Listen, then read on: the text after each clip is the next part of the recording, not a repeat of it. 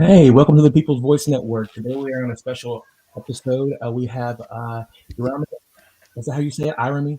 Irami Ose Frimpong, the funky academic. Irami, would you like to tell people about yourself a little bit?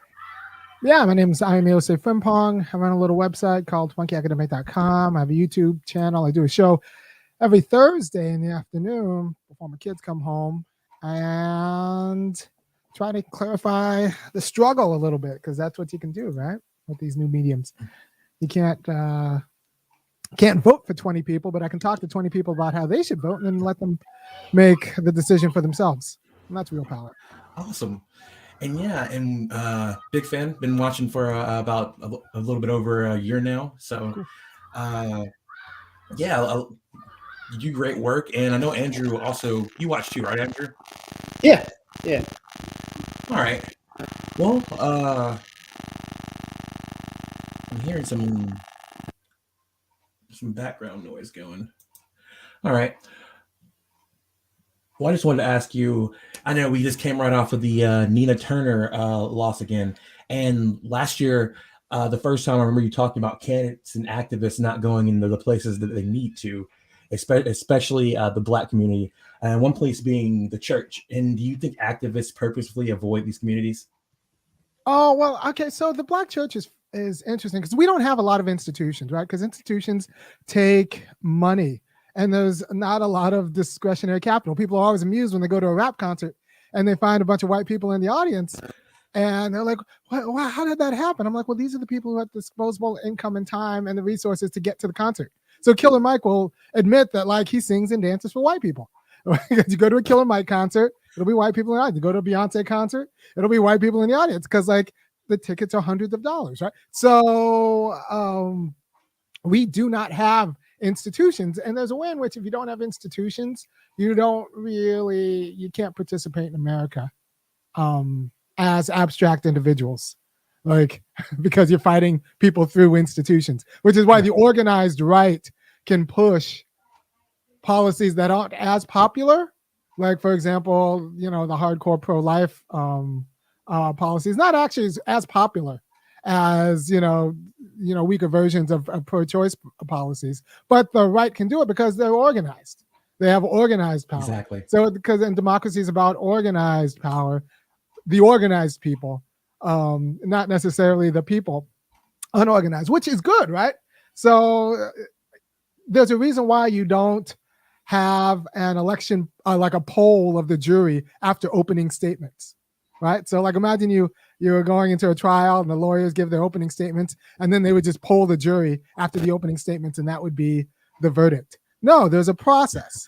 And through the process, the jury becomes a body that's actually consistent with meting out some sort of justice, right? And so organizing and the organized voice is actually a better represented voice, but you need institutions through which the organized voice can realize itself, right? So Black people, we do not have the institutions of community or self-governance through which we can realize ourselves. We can just have all the right opinions as abstract individuals, but we don't have the institutional resources to actually be an organized voice in any meaningful way, which is why patronage politics works so well in the Black community, because there can't be an organized pushback. So it's not like the church is I don't think the church is a representative organization. I don't think it speaks to Black people. I don't think it's representative of Black people, but it is the one organization we have. It's one of the organizations white people let us have. Took away schools, but they gave us the churches because they controlled what was in the church. Church is telling you don't get justice here, wait for justice after life, and the white conservatives love that. Meanwhile, you go to a white church and they'll tell you that like you'll be favored right here and now, and that's the way it is. So and this is all by design, right? So the church is a dubious institution for the purposes of Black self-determination. And people say like, what about like all of the pastors like Martin Luther King? Well, I mean, that's complicated. You have to realize that Martin Luther King was not particularly popular. There were more pastors on the other side, including his own father. Daddy King was telling Martin Luther, you're just causing too much trouble. You're gonna get us killed. Like the other pastors did not want that Negro coming around. Right? People ask why the civil rights leaders were all so young. It was because every pastor over 40 like was saying, go, don't. There've always been black pastors, but like so like the older black pastors did not want Martin Luther King Jr. just like about causing trouble.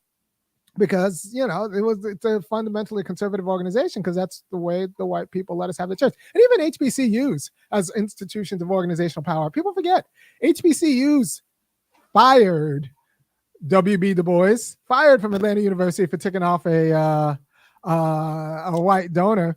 Carter G. Woodson. What's up? I said exactly. Yeah. Carter G. Woodson was fired from, I want to say Spelman or maybe Clark. He was fired. I know he was fired from an HBCU. And these are the first two black PhDs from Harvard, both also fired from HBCUs for taking off white people. I mean, Howard Zinn was fired from an HBCU. He was fired from Spelman. I think he radicalized Alice Walker or something like that. So, like, these are fundamentally conservative institutions. And even the Invisible Man was kind of about that. Like HBCUs being fundamentally conservative institutions, because these are the institutions that white people let us have. Booker T. Washington said, like, give me money and I will create an overseer class or a mid-management class, or just a black, I will create the Clyburn class for you in order to help you run black people, in the John Lewis class and the Chantel Brown class, to help you run black people. And they were very good. HBCUs are very good at their job. So insofar as we have organizations, they're not really autonomous organizations, because they're tied to, they're either designed for the purposes of like black management, like the black church was, or they're just tied to white money like the black colleges are. So in terms of like the conditions for autonomy, I do not believe that black people have it outside of random YouTube shows, right? Like I don't think, I'm not convinced we do. Well, I mean, you're right. I mean, even when you talk about, you say like Stacey Abrams, she's taking Bloomberg money, and then you have what is that? You have Stacey taking Bloomberg money. You have, like you said, people pumping. Anybody, like any black person, usually in power, has gone to one of these. Right. Well, like there are all these black mayors. If you look at the number of black mayors who have taken Bloomberg money and were willing to endorse him this last election cycle, because they've taken his money, it's a huge number. It's all the black mayors, because these black mayors are elected from these little black towns with no tax base, because they're capital flight. Because there's a great article on Selma about how we got the vote, so we elected a black mayor, and then all of the factories left, and now we don't have any money in our town, right? So you have all these little black mayors who've taken Bloomberg money, are now beholden to Bloomberg functionally, because they don't have a tax base that they can actually raise and be independent. So you have black mayors of black towns, like, will do whatever it is that the finance billionaire wants them to do. And that's not, whatever that is, that's not self-determination or any sort of autonomy. For the people who don't know, autonomy is the ability to negate external influences. If you can't say no, if you have a plan for your life and other people have a plan for your life, and other people's plans include you, and you can't say no to their plans, then your plan doesn't matter. You've been conscripted into their plan, right? So autonomy is the ability to negate external people's plans that include you. If you can't say no to Bloomberg, then you're a shadow agent for Bloomberg, because anytime he has a plan that includes you, you're going to be conscripted into it, right? So we're not free. We don't have the conditions for autonomy, and the conditions for autonomy include like dispersed discretionary capital, so that we can build our own institutions and support them and not be beholden to like our funders. By the way, if you support the way I'm talking and you think I should keep talking like this, go over to www.funkyacademic.com and kick in $5, $15, or $50 a month and support my autonomy, because depending on who you talk to, if I keep talking like this, it'll be hard for me to get a job or to get a raise. Once I get a job, I get there. I tend to incite my own capital flight with my mouth. Yeah. So can you all hear me okay? I'm having like weird technical glitches that I've never had before, so that's great. No, you sound great. Great. So yeah, Arami, I was curious a little bit. Speaking of going off your point earlier that you were making when you said, when it comes to the pro-life GOP, right? They don't have the most, as you said, they don't have the most popular position, but they're more organized, right? Right. And that brings me back to a point that you made in one of your recent shows, is that you said something along the lines of one way to beat the GOP is not by necessarily voting in Democrats, but by beating them at their culture wars. Right. And I believe this was in reference exactly to the whole Alito situation. So how do you think we should go about trying to beat them at their culture wars? And what do you think are like the most effective ways of doing so? Because I think we can all agree right now, we haven't really necessarily found the most effective ways of doing it. So what should we be doing differently and going forward, do you think? Well, you have to understand that freedom comes in it's realized in mutually reinforcing institutions. And, I can give a whole taxonomy, but we're talking about in general, churches, families, jobs, and politics, right? You can't just have a political vision, because your political vision is going to include how freedom is realized in the church, how the freedom's realized in schools, how freedom's realized in the family, and how freedom's realized in civil society or jobs. So you need to have mutually reinforcing conceptions of freedom that are distinct, because you don't want people going to their job as if their job is their family. By the way, anybody who tells you that your boss we treat you like family at this job, that's not true. If that were true, you would be in your boss's will. And you're not. And if you're not in your boss's will, they're going to treat you like your boss, which is fine for what it is. But don't confuse one thing for the other, and let them, because their kid, their real family is in the will and gets a board seat. And so there are different varieties of freedom that you actually have to keep differentiated, and they're structured in different ways. And the left needs to have something to say about all of them, right? So right now, the right has like focus on the family, and then it has like the Chamber of Commerce, and then it has like all of these other like cultural institutions, the concerned women who get concerned women of America who get dispatched to handle their education policy. They have all of these mutually reinforcing institutions that are integrated, kind of like Voltron, to defend their vision. And the leftist doesn't say anything about tries to this kind of class reductionism that doesn't say anything about anything else except maybe working class politics is good. But they're not exactly fighting to make sure that union education is put in schools, right? You're not fighting because that would be a culture battle, right? So you need to say all right, so if worker education is important, we need an entire curriculum. We need to be lobbying the AP U.S. government and AP, all of the AP courses, and lobbying ETS and all of the people who set the curriculums, so that worker education is imputed into the curriculums, infused, because you can't be a real American unless you understand what it means to be, a part of organized labor, right? So in the absence of that, you have people who don't know enough about worker policy in order to be responsible actors in our polity, right? So one of the conditions of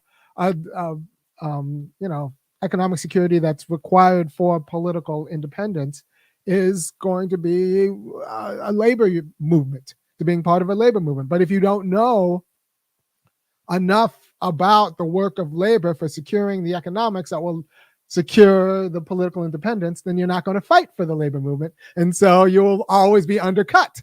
Your politics will be undercut because you also want to keep your job. And so since you don't have the economic conditions for political independence, the economic conditions will be used for political independence. And so what the conservatives have is that they have a church that will tell them what they need economically, that will tell them what they need politically, right? And they'll have a family that will tell them what kind of church they need, that tells them what kind of job they need, which tells them what kind of politics they need, and they'll all be mutually reinforcing. And so they're not trying to put a square church peg into a round political hole. They have the pegs that fit the appropriate hole for an integrated, coherent politics that ultimately might be unfulfilling and might ultimately individually not be particularly popular, but it's going to be sufficiently coherent and big enough that like people who don't have any sort of coherence in their politics, like leftists who don't have anything to say about the family, don't have anything to say about the religion, don't have anything to say about anything else, education, except for their like particular individual grievance they're going to be overrun. They're going to be overrun by a more coherent and more comprehensive ideology. So what the left needs is actually like a focus on the family.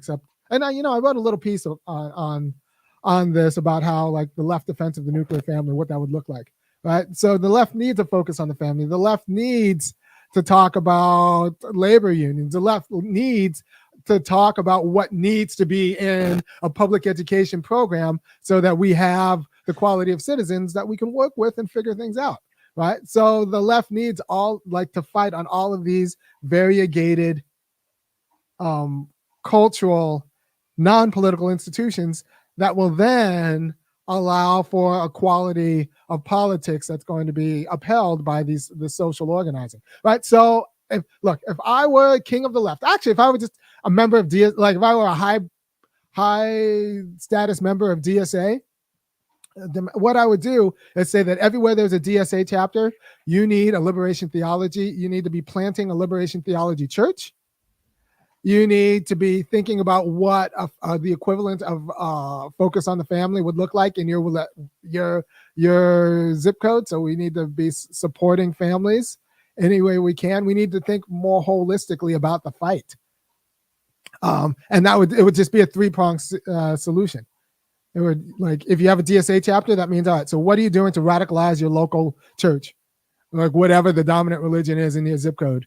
Like, what are you doing to radicalize that? Are you planting a new church? Or are you just going to take over one church and then like have that be the Liberation Catholic Church? Or because there are lots of ways to do there are lots of ways to do Protestantism. There are lots of ways to do Catholicism. Oh, hold on. Yeah, there are lots of ways to do Catholicism. There are lots of ways to do all of you got these like social justice Jesuits down there, like no BS Jesuits down in South America. And so there are lots of ways to do these religions that don't just feed the GOP machine. But since the left has seeded all of those ways, then like we're fighting with not all of the weapons we have or the weapons we need. Yeah. Definitely. I love that. Like, yeah, because it does seem like even people who aren't particularly into politics as well, they are usually more keen to hear what the GOP is saying because it's more coherent and not as symbolic and just on the surface level. Oh. So I do see that. And I never thought about it that way. Is like when you have a DSA chapter, open up a liberation theology church. So yes. You have like, and then that church will focus on some education too, and things that. And then they mutually reinforce each other. And so, and like, yeah, like the GOP got it. They got the focus on the family. They got the concerned women. They got it's all, and it's mutually working with the Chamber of Commerce. Like, so what I would open up a worker center that just focuses on how are we going to unionize all of our area workers, right? Also open up a liberation theology church so that the people from the worker center have somewhere to go on Sunday. And then that has like a Sunday school and daycare arm. And then your nakedly political DSA chapter. And all of these different institutions would have like a progressive ecosystem that would feed each other, but still be differentiated and working on their areas, but in a way that actually feeds each other. And that's the way you fight the organized right. Because like, because that matters.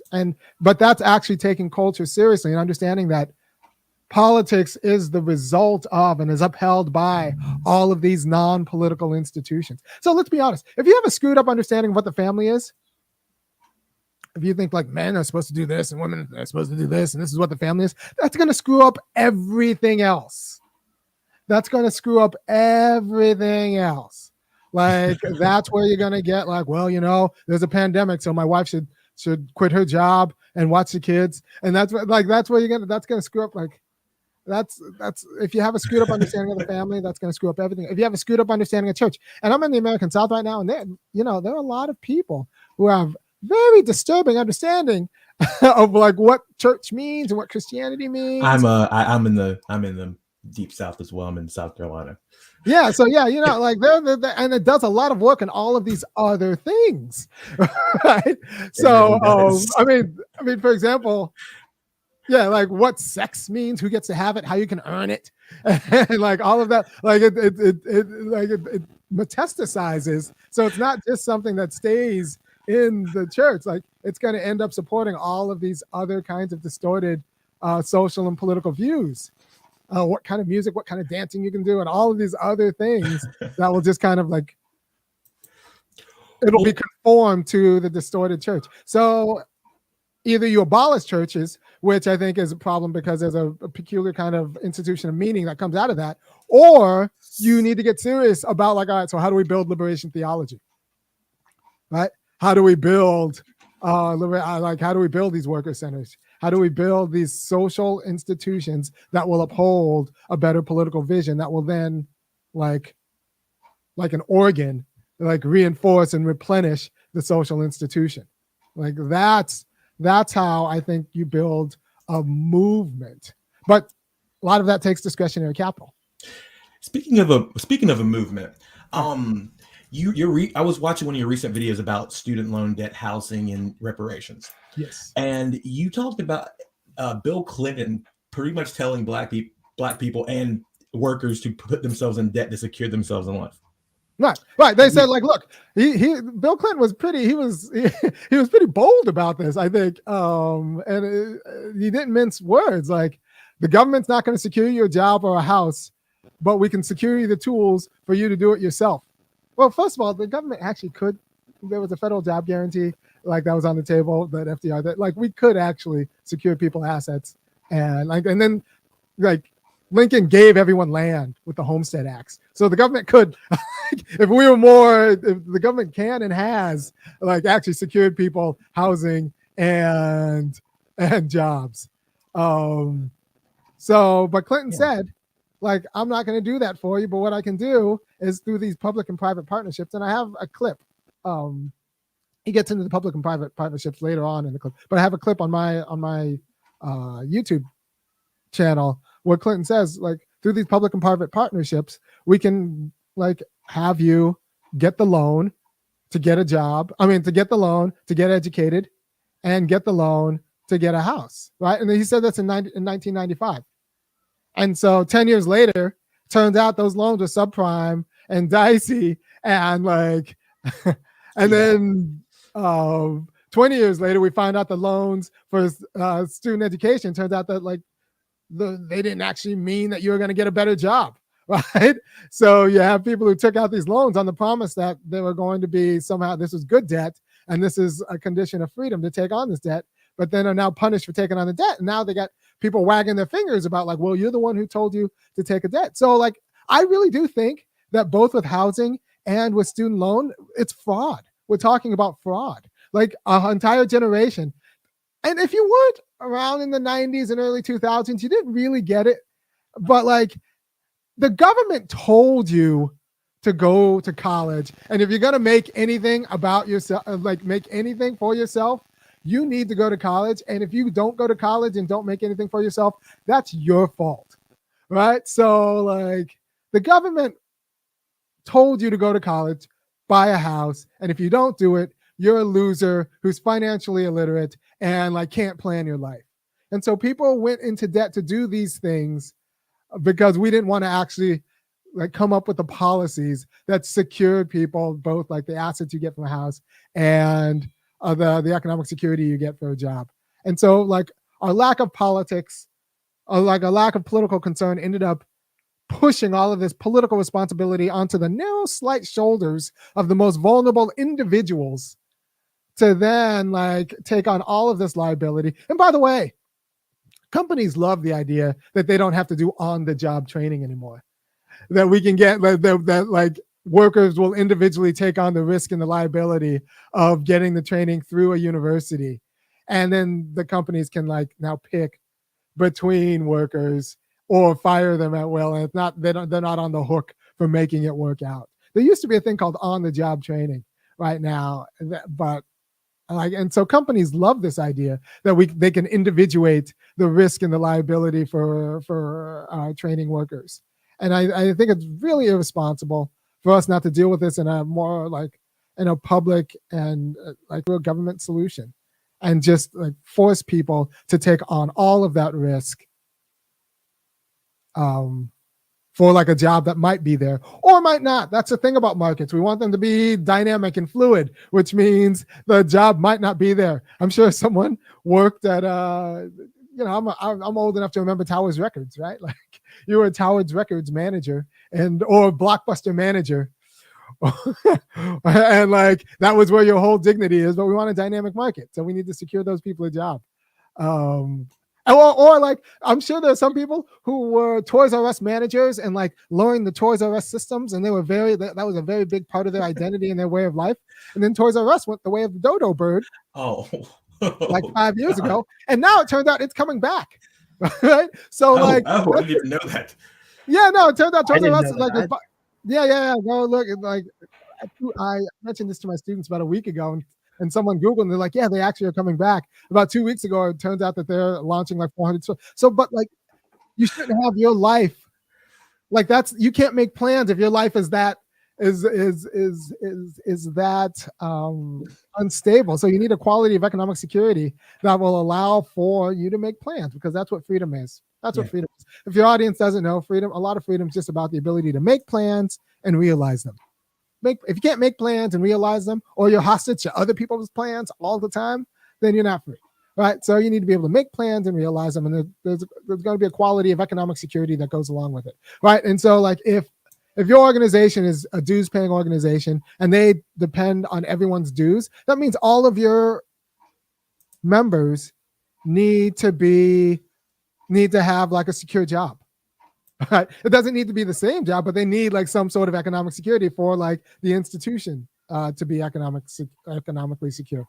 So like, I don't know. There's this idea that, all right, so with student loan and with housing, I'll be clear. Yeah. With student loans and with housing, the government defrauded people. It's almost entrapment.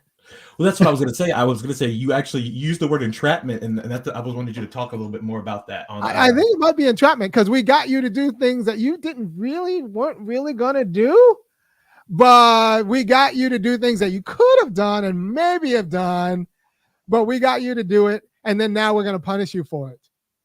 And we need to talk about the subjective aspect, because right now people talk about like, the housing asset bubble, and then student loan debt as if it's just like this abstract, objective bad. It's just burdening, which is true. It's true. It's screwing up people's lives, and that's true. But it's not an accident, right? So it's this bad thing that happened because of entrapment, right? So there's a subjective aspect. It's one thing to get in a car accident because you sneezed and hit the car in front of you. It's another thing to get in a car accident because you're checking your phone while texting your friend and like changing the radio station. So exactly. It's not both ways. You need to fix the other person's bumper, but the second way, we need to talk about how there was like an intentional aspect, a subjective state that makes it a different quality of crime. And that's what the government did to us. It's not just that like people are suffering that we need to help them. But no, people are suffering because the government was derelict and even nefarious in its duty and in its politics. Bill Clinton didn't want to actually have to come up with a politics. So he just anti-politicsed his way out through NAFTA and like individualizing this debt. And that's the problem. And the government needs to own this. We did this to you. We tricked you because we didn't want to do our jobs. And now we got you to blame yourself for our dereliction of duty. So we are going to make this situation whole. That needs to be the argument with student debt, and to a certain extent with housing too. And I really appreciate that too, because I think the argument always is when you start talking about getting rid of student debt is, well, why not this debt too? Why not this, right? And so I think it's really good to be specific, like you said, where it's like the government actually coerced us into getting this. Government, it was disinformation. Like they Yeah. they did do that. Yeah. So like what makes, and it's good to individuate these debts, these debt burdens. Yes, this is actually a different kind of debt because this is debt that was induced by you. Like there's a different origin, a different provenance of debt. So like it's one thing if I was poisoned, if I get sick like randomly, if it's another thing if like you poisoned me. Like I need you to make this whole. Right. So like this like we can individuate this debt because the origins of this debt is government policy and government rhetoric and like propaganda through its FCC. So like the FCC, I remember going to school with like a Different World. Different World was a show that it was kind of a spinoff from the Cosby Show where all these people in HBCU living this fabulous life. And that almost got me going to Howard. Thank goodness I didn't go to Howard. And I went to a public school in California instead because I would still be paying off Howard debt. But like the FCC greenlit that show. And more people probably went to HBCUs because of that show, because of A Different World than like, I don't know. It's what Top Gun did to the military. By the way, if you don't know, the 84 Top Gun, the original Top Gun, led to an enormous spike in military recruitment. Yeah, I do remember hearing that. Yeah, because like, the military was abjectly bad for you, and the FCC greenlit Top Gun, that would be an issue. So like, there's a way in which, you know, we have to make decisions about our life, and the media is supposed to mediate, which means it like helps us get the information out of which we make decisions about our life. So like we need some sort of control to make sure we get good, like where else is good information going to come from except the media? And the media at the time was telling you, go to college, do whatever it takes to go to college. And so like, that's how we made decisions based on our life. And that's not the most irresponsible way to make decisions about your life, unless you have like parents who have a family job to tell you something else. Right? Like that's how else you're gonna get the raw materials out of which you make like decisions about your life, except listening to Bill Clinton tell you that like, well, I'm not going to do anything. The best thing you can do is go to college, right? Like how else are you going to make decisions out of your life? Yeah, no, for sure. I wanted to going back a little bit about what you were saying about reparations, right? Yeah. In one of your recent videos, you said, and correct me if I'm wrong, but it sounded like you were saying that in some ways you feel like Republicans can be more likely convinced that reparations is the right thing to do to Democrats. And I just wanted to kind of hear you expand a little bit on that. I mean, it's not just Ann Coulter. I've talked to multiple Republicans who will be like, all right, we got to play. We owe them something. We can pay them something. Mm-hmm. They'll be like, all right, so how much can I write a check to never actually hear about this ever again? I've talked to some Republicans who will be like, all right, so we owe them something, but like not a lot of money, but like they're open to the idea that like, yeah, Americans benefit. They don't say a lot of these guys are xenophobic. They're not willing to pay anybody else except maybe the Tejanos who were in Texas back when Texas was Mexico, and then like saw the border go right behind them. But they're open to paying Black people something because they know that there was a lot of wealth that was created, especially if it'll be like we pay this one time and it'll be done, right? So I actually think that is actually something you can get by the Republican, like you can get Republicans to talk about. I think on like a congressional level, or more like on a person by person level. Maybe even a congressional level. Like I said, Ann Coulter is not like, she's serious, and she's not the only one. I think Bhatia Sagar Unger, I don't think she understands that she's a right populist, but I understand she is. That's all that matters. She's what? So that's all that matters. Yeah, I know she is. So like, I don't know what she self-identifies as, but I also like think Zed Jelani is a right populist. So like, there are all these like people who don't think that they're right populists who might be. Lee Fang. So yeah, so I do think you can get the conversation about like, all right, so these people were abject, like obviously and clearly and unequivocally like defrauded and stolen and harassed. So like we can pay them for something out of the Republicans. But I think it'll be a really low number. So the question is it easier to declan the Republicans, or is it easier to like make the Democrats be relevant to real labor issues? And that's I do not know the answer to that, because the recalcitrance of company Democrats towards like actually doing serious labor and racial justice is not to be ignored. I mean, we're seeing it right now with Biden's administration, and the fact that like, so Biden could have like not given AWS any more contracts until they negotiate with Amazon labor union. That's perfectly within his like power.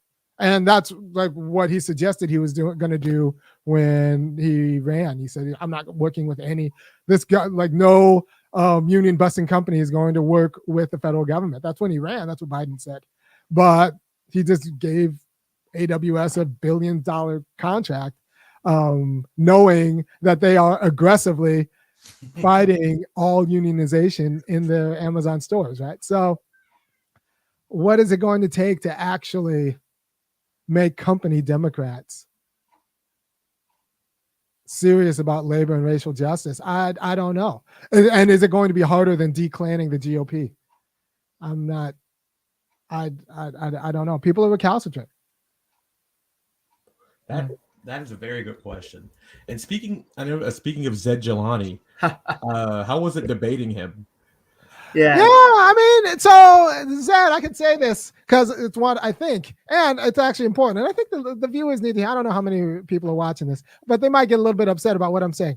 I can say this because my dad came over from Ghana. He came over on a plane. There are two types of black people in these United States: are the ones who came on planes and the ones who came on boats. And the two different experiences.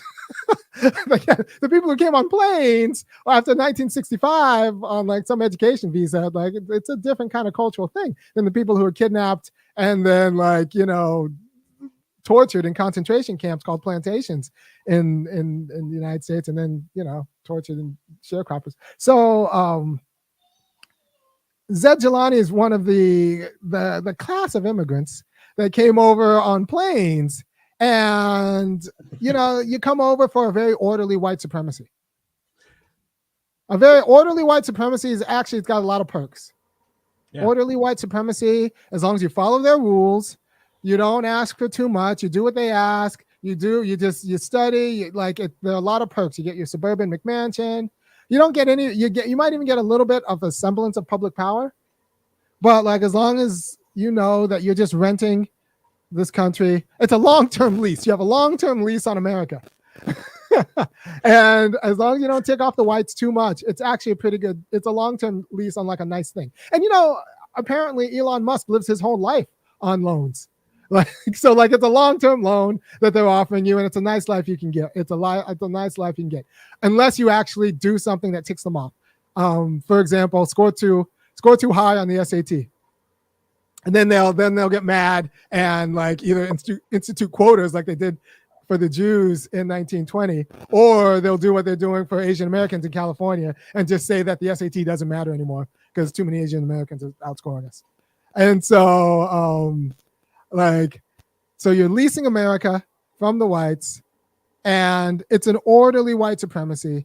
And orderly white supremacy is, especially if you come from an abjectly failed state, is going to be more attractive than like going to a failed state. And so when they think of like revolutionary politics, they think of failed states, and they're like, no, I'll just take the orderly white supremacy where I just, you know, I can have my plans. They set the rules, they keep the rules, and I just win by their rules, except I just can't win too much or they'll change the rules.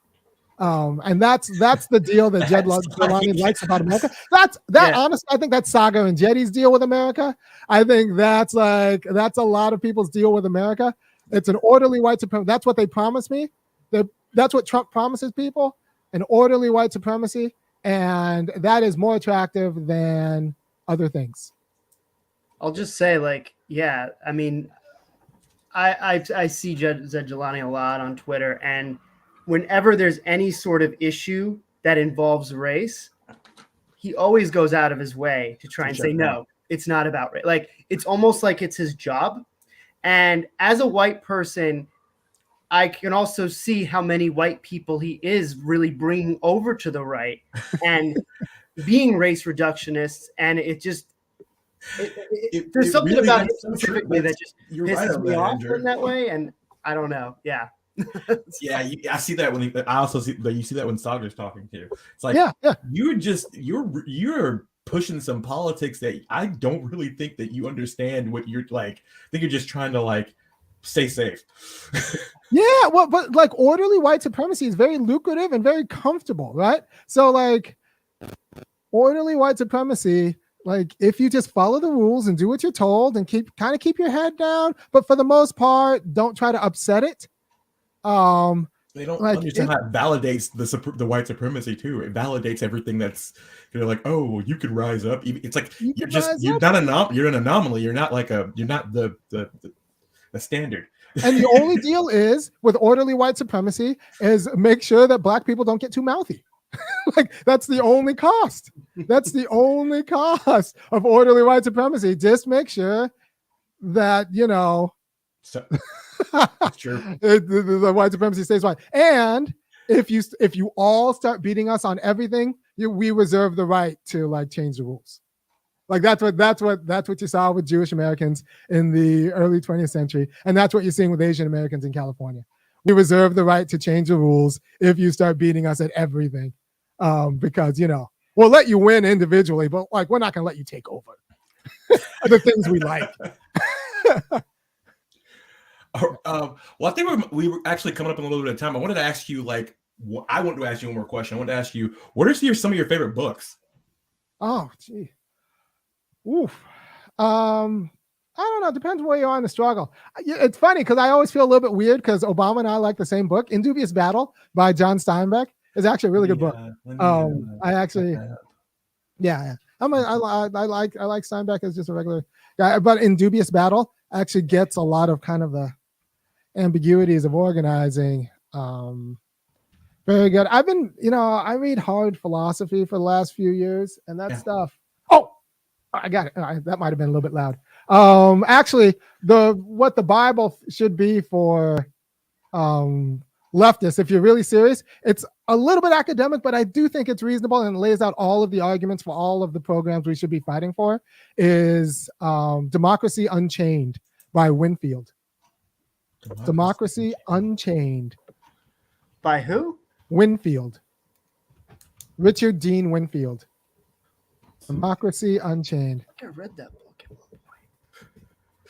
Yeah, you haven't heard about it, but it's got all of the arguments. It's got all of the arguments that you're going to need. And he fights for it. He says why a federal job guarantee is important, but UBI is going to be a little bit dubious. And he argues for and you can't have a nation of laws without guaranteeing people access to lawyers. So so you need to actually have some sort of legal care for all system if you're going to have a nation of laws, or the people who do have access to lawyers are just going to run over you because they have access to disproportionate amount of lawyers. So you need the institutions of democracy are actually really substantive, and you need to build it. And same with a media infrastructure so that candidates can actually vie for political office. That Jim Clyburn might actually have to go at a contested primary. So we need to actually figure out what kind of institutions we need in democracy, and not just the political ones, but also social ones. And that's why he talks about a federal job guarantee so that people are economically secure, so that they can run for office, lose, and still have a job to fall back on. Right. So there are lots of policies he argues for them well. And he's a philosopher. Richard Dean Winfield, Democracy Unchained. And what kind of family policies you need in order for family freedom. So I think he does a lot of good work. So I would say that. Also, if you're worried about race stuff, the color of money might be The Color of Wealth. Hold on. Color of Law? No, not The Color of Law. I think it's a good book, but that's I think that's a little bit. It's not as accessible. This one's by True. Mercer Baradaran. Okay. The Mercer, Color of Wealth. Is it The Color of Wealth? Wait, let me look it up.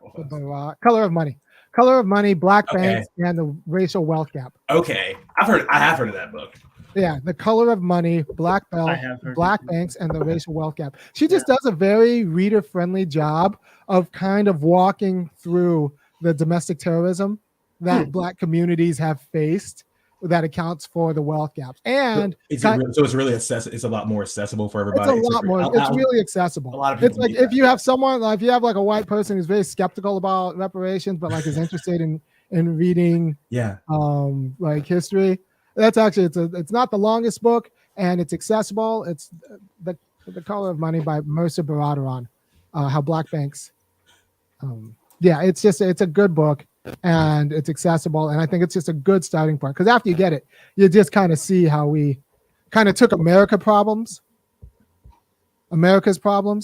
and we just kind of heaped them on the Black community and called them Black problems, and gave a lot of white Americans a holiday from America's problems.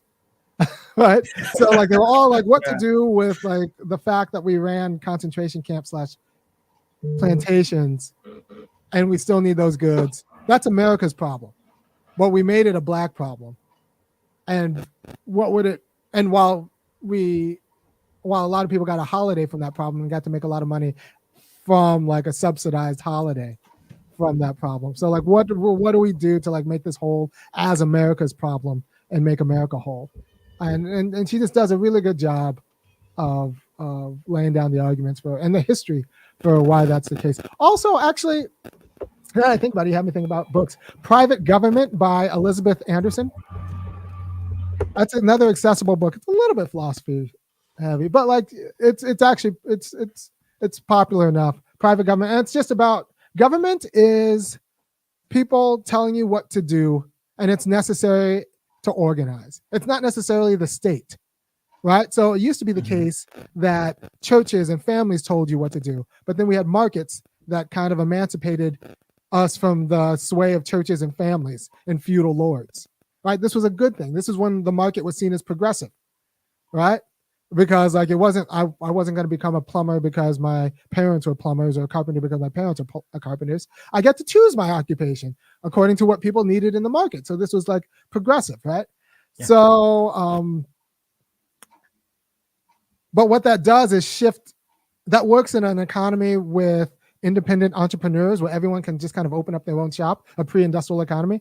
But now that there's like 95% of American workers work for somebody else, they're employees, we need to actually understand what does it mean to be independent economically and politically, but yet still work for somebody else.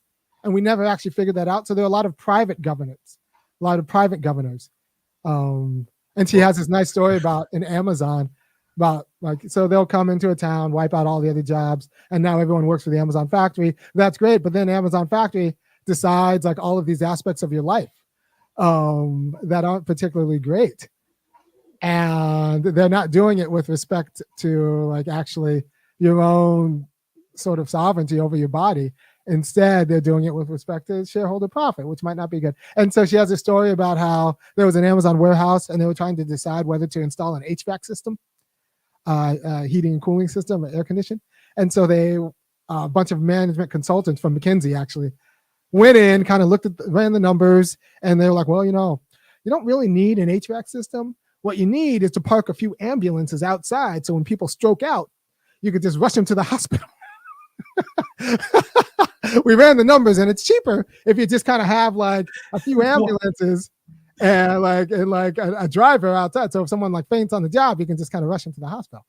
And they're like, well, actually, that's shareholder profit. That makes sense. Well, and so that's what they did. So she's got a lot of stories about that. The first half of the book is the first chapter is talking about the history of how the market used to be kind of like a progressive institution that shifted governance from families and churches onto like individual laborers. But then how the Industrial Revolution kind of changes that, because individual laborers are employees now, and they can't really compete with, you're not going to compete with Walmart or Amazon.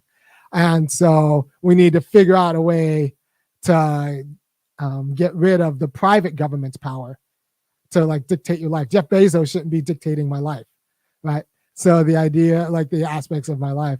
And so what does that mean to shift some of that private government into a public government, which is actually in some way accountable, right? Because that's going to be the difference between private power and public power. Public power is going to be accountable in some way. This is why, she writes about why Thomas Paine was against charity. Thomas Paine of Common Sense, by the way, it's actually had some pretty interesting things about Thomas Paine. Had some interesting ideas about other aspects of political life, and he wrote this tract called Agrarian Justice, where he argues for a UBI. He argues against charity, and he says, like, look, the general argument is like crops come and go, and we have bad seasons, so we need to secure farmers against kind of the vagaries of climate. So there needs to be something like a UBI, and it can't be charity because that just creates another level of dependency. So it's got to be something they can demand by right and not by like kissing up to somebody's ass. And like, because that you can't be politically free if you're economically dependent on a master. And so he's like, you need something like a UBI, and everyone should just go and be a farmer because that way you're economically secure. You don't have a boss, and you're not told to do what to do by the state, or you're not told to do what to do by the boss. You're just guaranteed either your crops money or you're guaranteed this pittance. So he's like the first proto-libertarian because he's all about property rights, but he also wants to guarantee property and everyone a UBI and like nothing else. And but it's actually an interesting series of arguments. And Anderson goes over those arguments in her book, Private Government. So that's a nice little book. Came out about 3 years ago. Definitely gonna check those out. Yeah, and it's readable too. Definitely. Yeah. Well, thank you very much for coming on and sharing your insight. Really appreciate it and everything. And we always like to kind of have our guests give their guests an opportunity to talk about what they have coming up, right? Where we can find you. So what are some things that you have going on? Yeah, I mean, if you just put in Funky Academic or my name in YouTube, you'll find all my videos. Every week I come out with a video. I think this week I'm going to talk about risk. I'm writing a big paper on the division of risk in society. We talk a lot about the division of labor in society. We do not talk about a lot about the division of risk in society. Yeah. And that is a huge deal because risk is like food. Nobody can take it for you. Like you have to eat your own food. You have to take it. There's some sort of risk that you have to take on yourself. And this idea that you could live a good and just life without taking on your fair share of risk, that you can kind of like shunt your risk onto other people.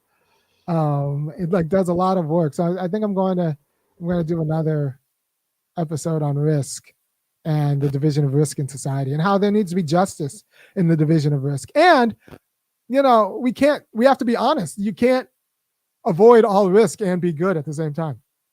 People think you can be good and still live your life in a way that avoids risk. Like, no, what you're doing is shunting your fair share of risk onto other people in ways that like maybe nobody tells you.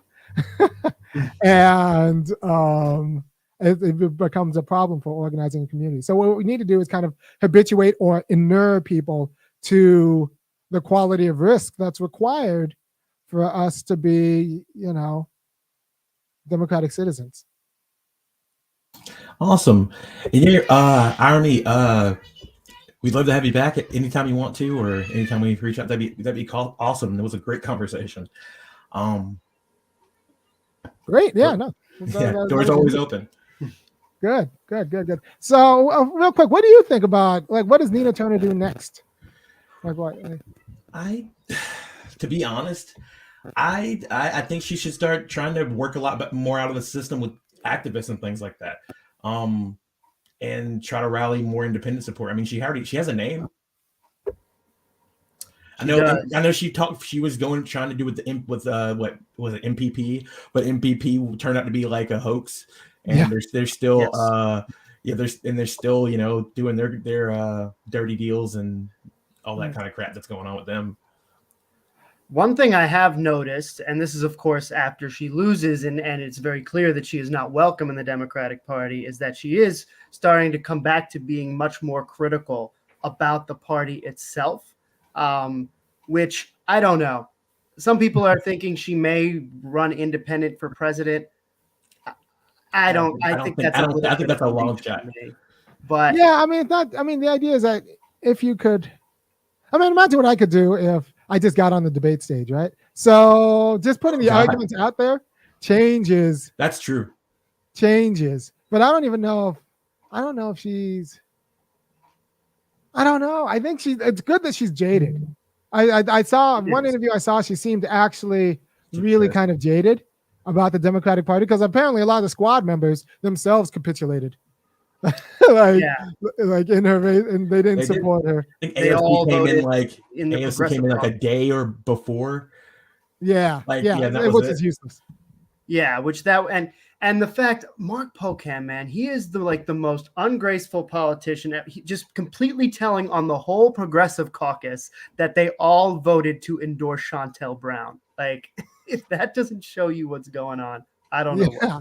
So, I mean, I think people need a stronger grounding, which is why I like doing podcasts like this, because I try to give the arguments that will give people a stronger grounding so that they're not so easily captured and swayed. Because you get in these meetings and everyone's telling you how things really work, really work in Washington. And then you start thinking that I guess this is what I have to do in order to do what I'm doing. Do the and that's really just not true. There's other ways to be. And so I try to model other ways to be in my own way. Yeah, definitely. All right. Well, thanks for your time, man. Thank you for your time. You have a good one, man. All right. Take care. Thank you, everyone.